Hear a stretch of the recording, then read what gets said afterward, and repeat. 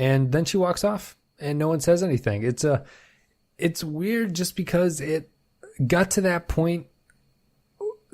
It feels very artificial getting to that point, and it's another thing of, if that had happened in any of the other episodes where the episode ends by them catching a person that they've been hunting, which probably has happened in 50 episodes across all the shows so far at this point. If in any of those episodes the person had just pulled out a gun and shot the criminal, it would have been like, whoa, what was that about? Well, that seems kind of drastic. But I think it's here because it's a brain cell that's been shown to be that person.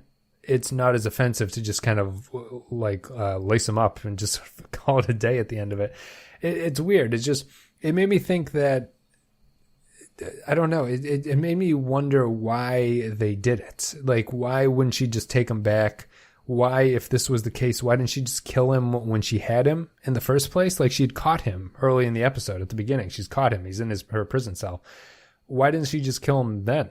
He's obviously done this before. He's sort of jumped between, he's figured out a way to move the body or the soul into the body or the mind or whatever, if you don't want to say soul, but he's done this, and it just feels weird at the end. It doesn't feel right. It doesn't feel appropriate for Star Trek. And if they're playing off the Deep Space Nine as different kind of thing, it just doesn't really land well with me. I don't know. It's not even a big point, but it just kind of stuck in my mind as like another, on the way out, this episode kind of messes everything up, in my opinion. Yeah, but that's it. I don't think it's the worst episode I've seen so far this season. I think it's the first half an hour is pretty enjoyable, in my opinion. We'll get to what everyone else thought when I get to the patron thoughts after this. I think I've wrapped it up, though. That's my general take.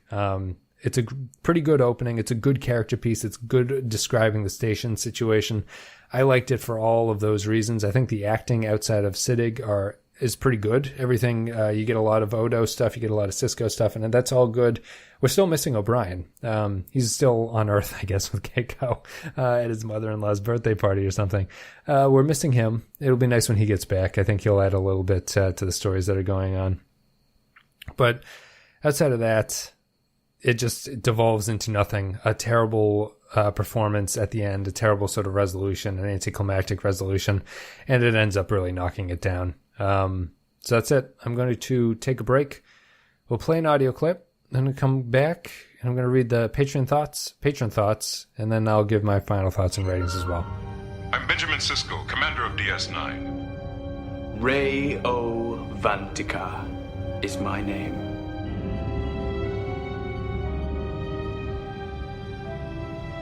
But I assume you know that already.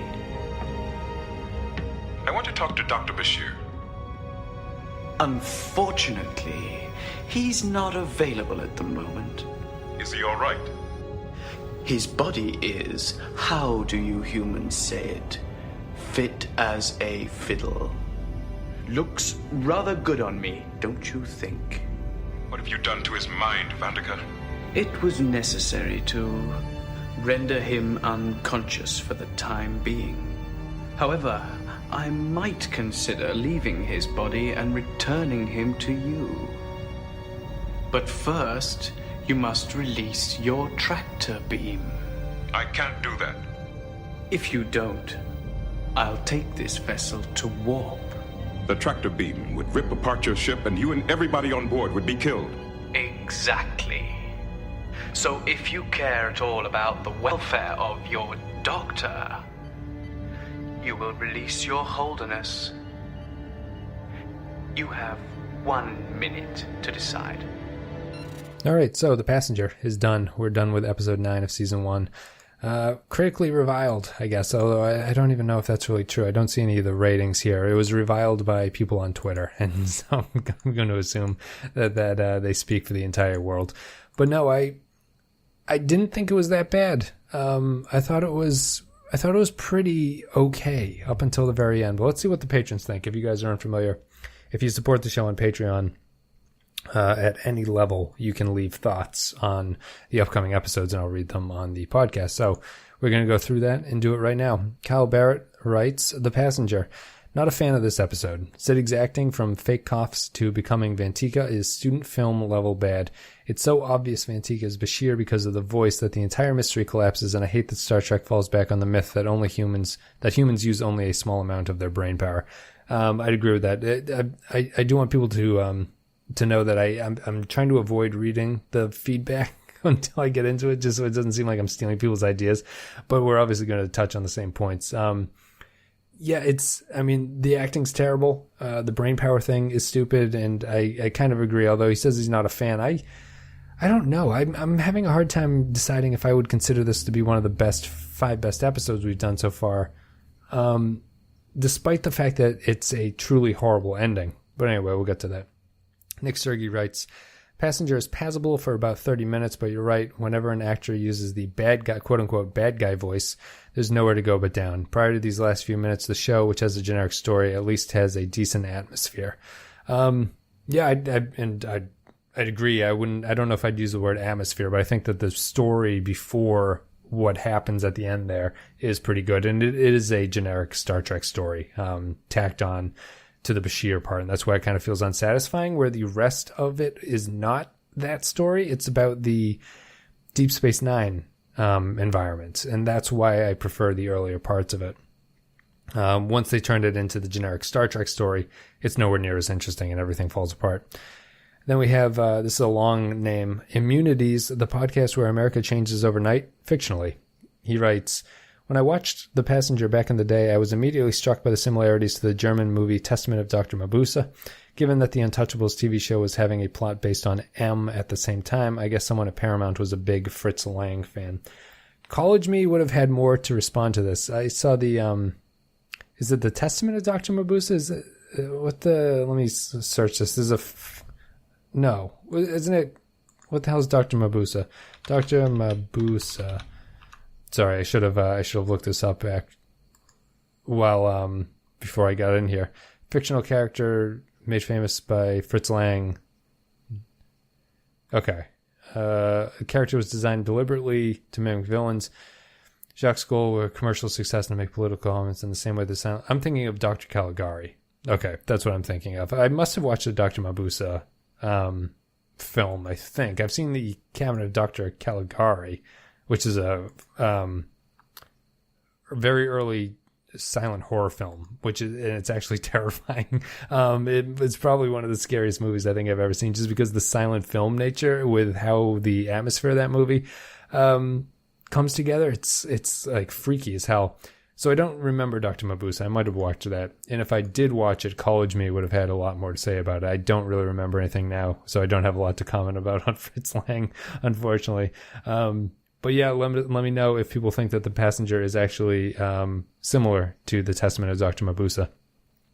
Louis Brandtmeyer writes, The Passenger was really fun. I always had this half memory growing up of Bashir as a bad guy with I thought, Borg-looking backdrop. Returning to this episode made sense of that memory and made for a really cool exploration of the concept of transfer of consciousness, explored before in TOS, but dramatized possibly better here. There wasn't much solid character work, and it fits the theme so far, really just plot-driven, but I liked it.